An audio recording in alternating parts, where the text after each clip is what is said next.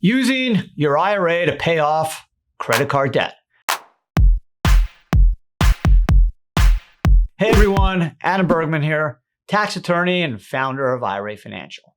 So when it comes to using an IRA to pay off credit card debt, there's a couple things you need to keep in mind. Number one, let's talk about the differences between the traditional IRA and the Roth IRA. That's the first thing I want to share with you.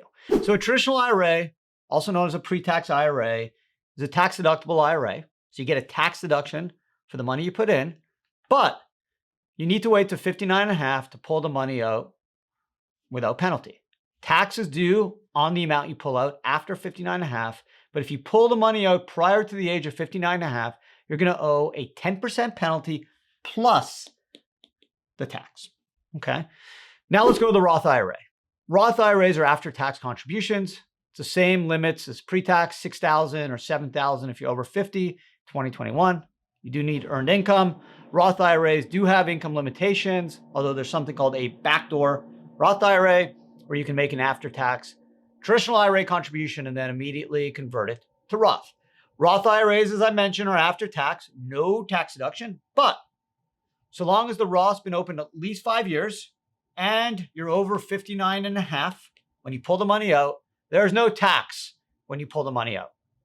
Plus, you can pull out the contributions you make to the Roth IRA anytime without tax. So now let's talk about the situation where you have some credit card debt and things are a little tight, right? We all dealing with COVID, new Delta strains, things are still complex, still issues. People are looking for money. What do we do? So if you have credit card debt and you have a retirement account, number one is try not to tap into it. Why? Because leakage, it's always very, very, very difficult to make back that money and put it back in the IRA. It's super tough to do. So if you don't have to do it, don't. If you have, for example, access to a 401k plan at work, think about a 401k loan if the plan offers the loan. That's an easy way to get tax-free, penalty-free use of the money of up to $50,000 or 50% of your account value, whatever's less. So that's the first way you can do it. Listen, I understand things get tough. If you have to tap into your IRA, let's talk about what you need to keep in mind. Number one, if you have a Roth IRA, Roth IRAs are gold. So I would be super cautious of tapping into the Roth. Again, because once you're over 59 and a half, the Roth's been open at least 5 years. It's all tax free. So be super careful about tapping into a Roth. Let's talk traditional IRA. Things happen. You need to tap into the traditional IRA. What happens? Okay. So technically, as I mentioned, if you're under 59 and a half, you can pull it out anytime. Unlike a 401k where you need a plan triggering event to get the money out of a plan before the age of 59, i.e. leave your job or a hardship, with an IRA, you can pull it out anytime you want. You do have to pay the 10% penalty in tax. IRAs do have some hardship exceptions. Medical is one of them. Okay. Also, you have the opportunity to use up to $10,000 without penalty. You do have to pay tax to buy a home. Okay. So education's one. Also, IRS levies. Of course, the IRS wants their money. They'll let you pull that money out without penalty, but you still have to pay tax. There's no economic hardships available for IRAs to get around that 10% penalty. The CARES Act had one up to $100,000, but that is no longer operation. So what do you do? Okay. It's tough, right? Things happen. You may need to tap into that money. There's no 10% elimination for economic hardship. There's something called substantial equal periodic payments, which this may or may not work. This allows you to pull money out of an IRA where you have to pay back at least 5 years or when you reach the age of 59 and a half, whatever's longer. So if you pull the money out at 57, you have to go to 62. And if you pull the money out at 50, you got to go to 59 and a half. The only downside of this is you're stuck in a formula. You can't just say, I want 30 grand today, and then next year, maybe I'll take 100.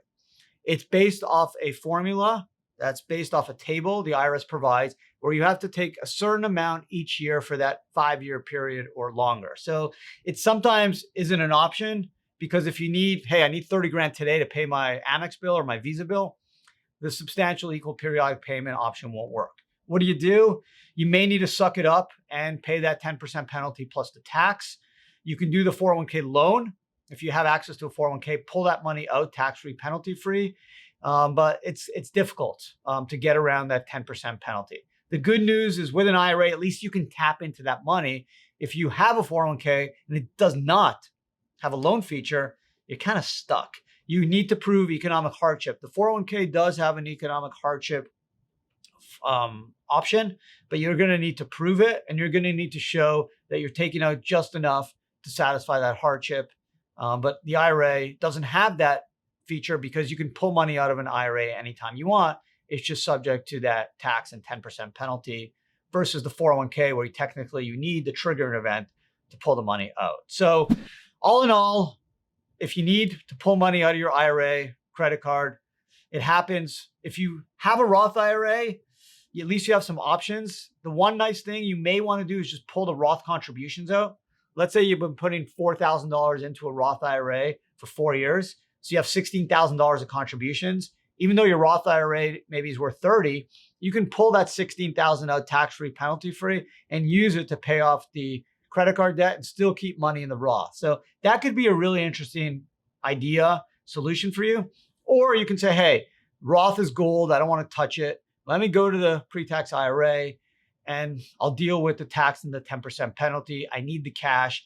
The tax and penalty may end up being less than the 18 or 20% I'm paying to the credit card company on interest. So listen, it's a tough situation. You got to do what you got to do to kind of get through this. I understand. My job, I'm just trying to give you the most tax efficient ways to tap into your IRA or Roth and then use those funds efficiently and tax effectively to pay off credit card debt. I know it happens. So hopefully this video is helpful in terms of giving you some tips in terms of what accounts, what your options are, the 401k loan versus the Roth contributions versus sucking up and just paying the 10% penalty and the tax on the pre-tax IRA distributions. Again, not passing judgment, but if you can try to keep that money in the retirement account, it's a huge option. Now, the last thing I want to say is you do have once every 12 months, you have something called a 60-day indirect distribution option. You can pull the money out of your IRA for 60 days anytime, once every 12 months. You can use that for any purpose. So let's say you owe 15 grand to MasterCard and you think you're going to have some money in the next 30, 40 days coming your way. You pull out what you need, you pay off MasterCard, and then you have 60 days to pull the cash back. If you don't put the cash back, subject to tax and 10% penalty. Okay, so you really want to be able to take exactly what you need and then make sure to put that money back within 60 days. That can only be done once every 12 months for all your IRAs. So if you have 6 IRAs, you can only do it once for all your IRAs over a 12-month period, not an annual, 12 months. Take something out in March, indirect 60-day, March the next year, you can do another one. So that's another option. You do have options.